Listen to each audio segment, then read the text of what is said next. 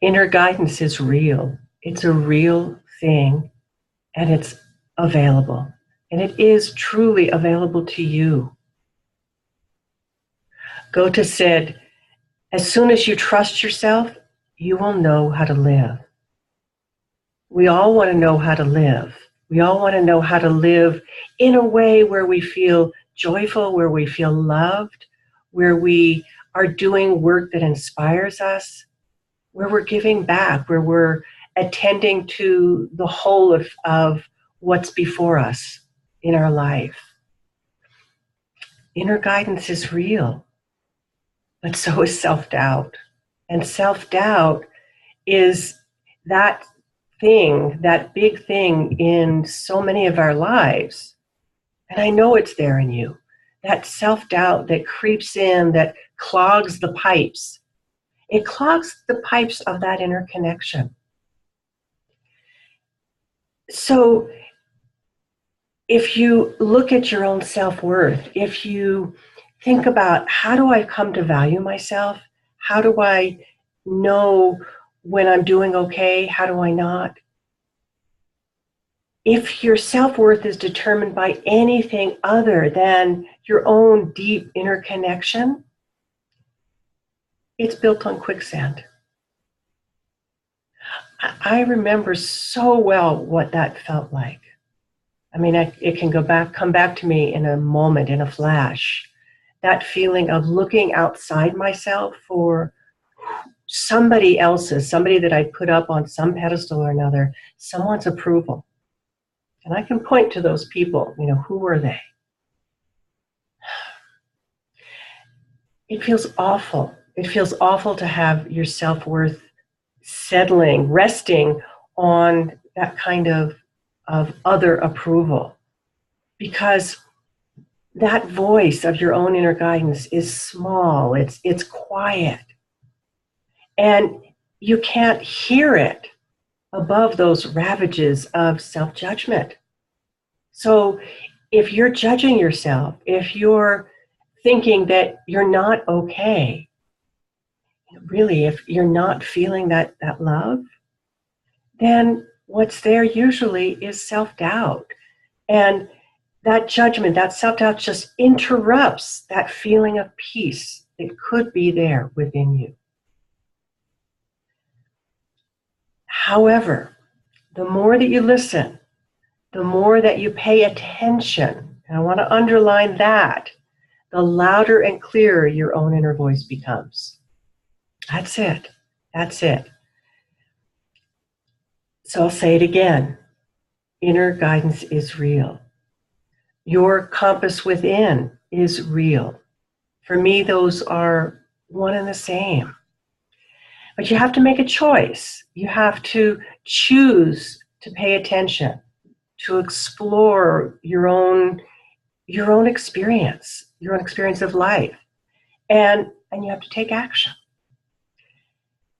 So if you're willing to explore your responses to things, when you have a feeling about something, when you have a sensing about something, if you're willing to go inside and into that experience and to start inquiring about it as a researcher, you're the best researcher for yourself, aren't you? I know I am for me. In a way, there's no one that can really tell you about yourself in the same way that your looking inside can offer to you.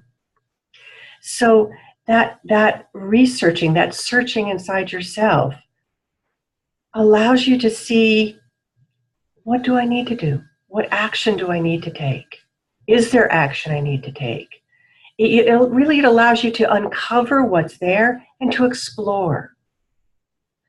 Not to judge. It's so easy to flip into self-judgment. But when you're willing to explore with a sense of curiosity, and I've talked about that before, that is self-trust in action.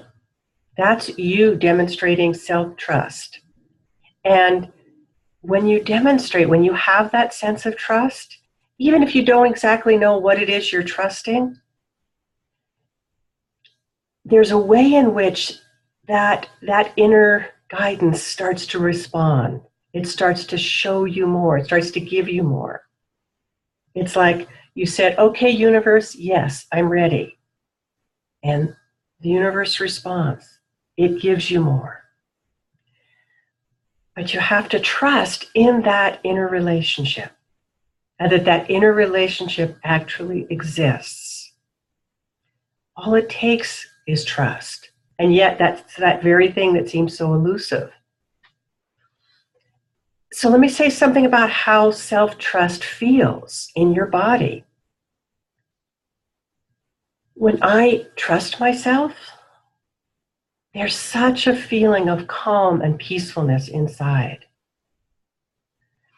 It's like my own creativity starts to surface. I'm ready for action, and I'm ready for the clarity that comes with it.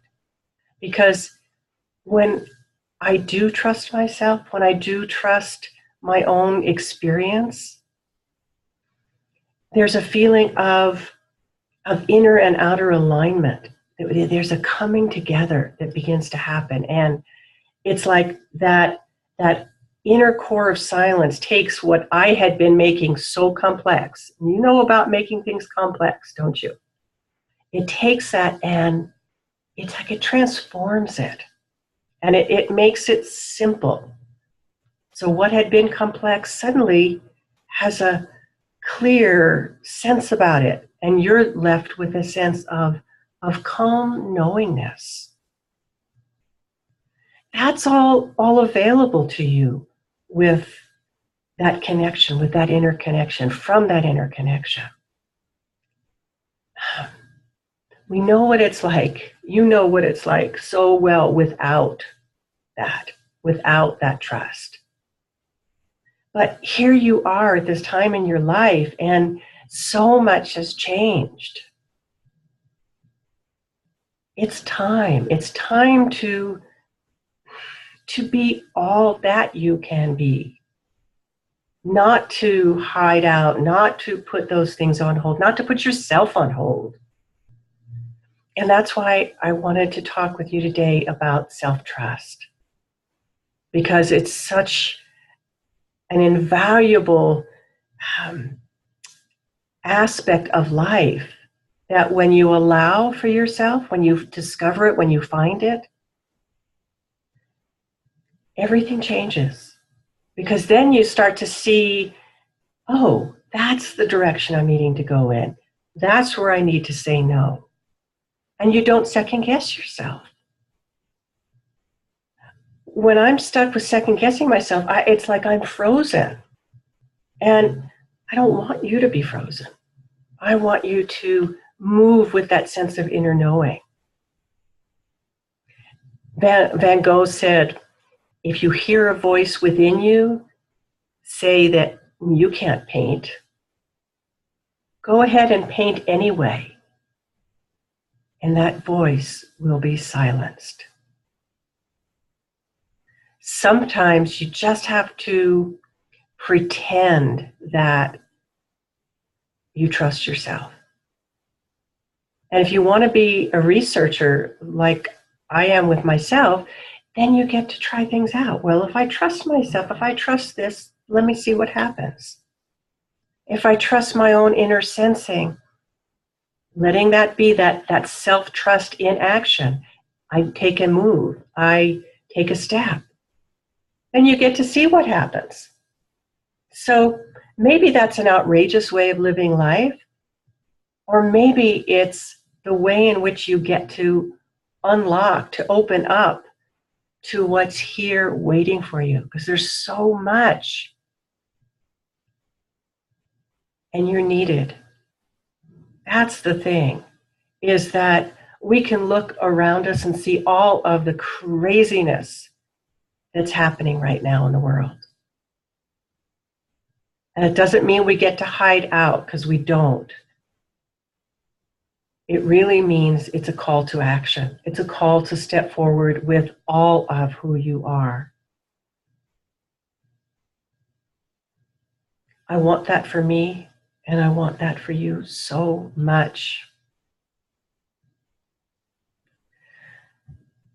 This is Laurie Seymour from the Baca Journey, and I wish you well today.